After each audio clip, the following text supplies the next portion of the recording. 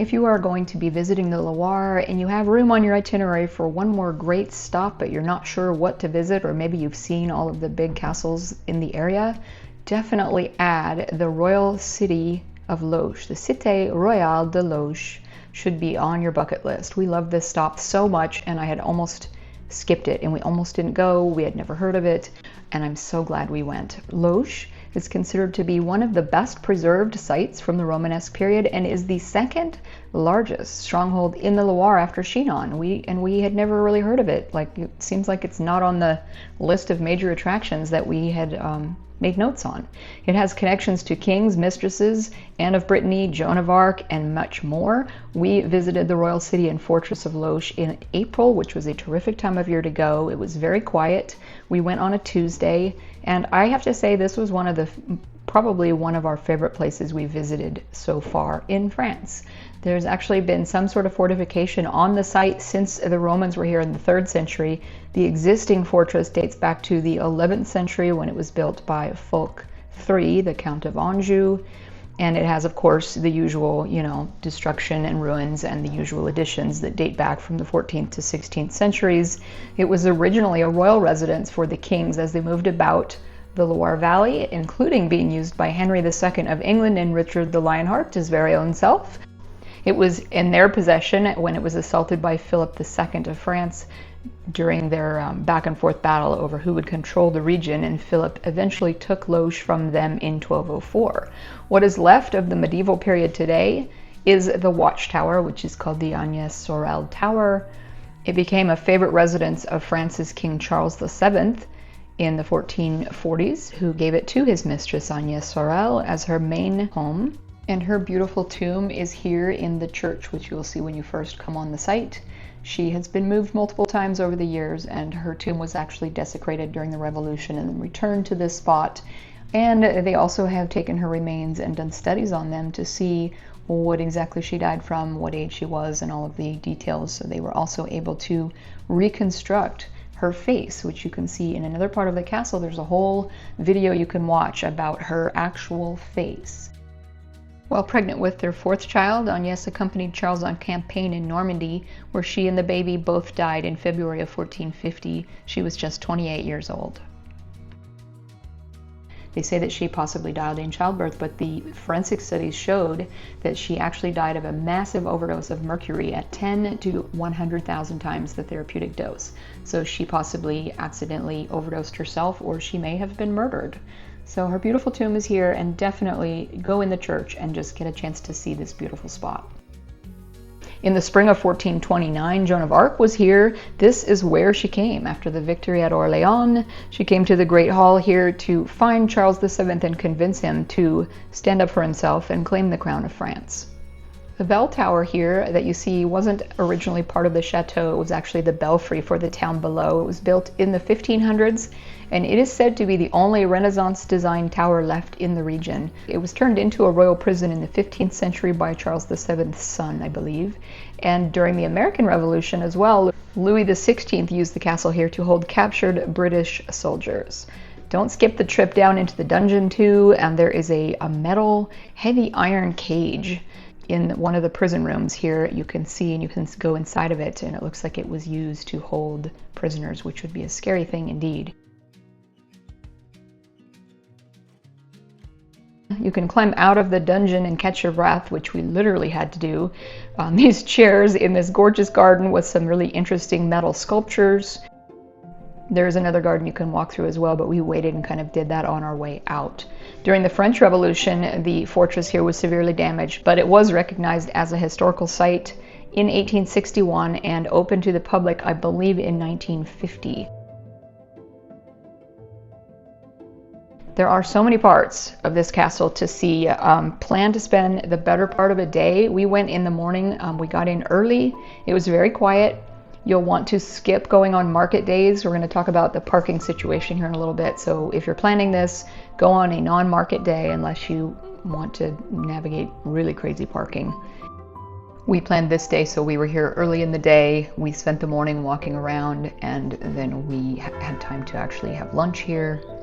and then carried on to have time for a second castle in the afternoon. This is a terrific place to visit and a really, really enjoyable walkabout, but of all the places we've ever visited, this is possibly the most stairs we've ever walked.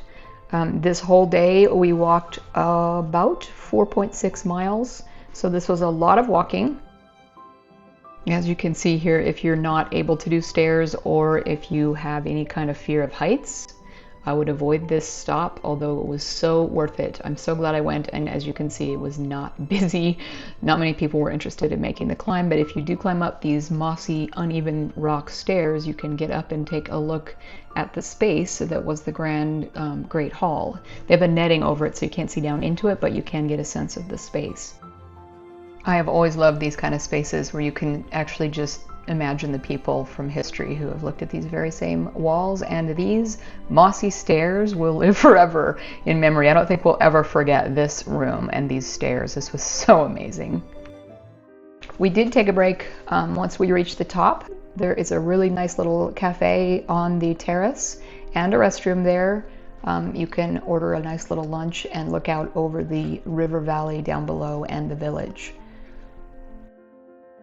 I don't remember what we had for lunch, but just the view and the spot here, probably one of our memorable lunches. In all of our travels, we remember this castle by that. Remember that place where we had lunch on the terrace out by the river. So definitely take advantage of the cafe here if you visit. What I also love about Loches is that it has connections to one of my favorite historical characters, which is Anne of Brittany, who, after her marriage to Charles VIII in 1491, frequently stayed here and returned again when she was married to King Louis XII. They say that she had some influence on the renovation of the royal lodgings, which you can see throughout the castle. Unfortunately, they're not furnished, as you can see in a lot of this walkthrough, but it's really beautiful to walk through here.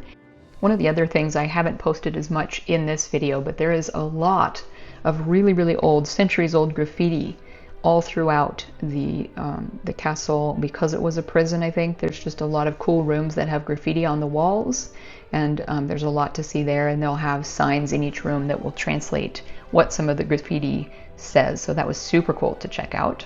And from this area, don't forget to stop in and see the private chapel and oratory of Anne of Brittany, which is still decorated with her colors and her emblem all over the wall.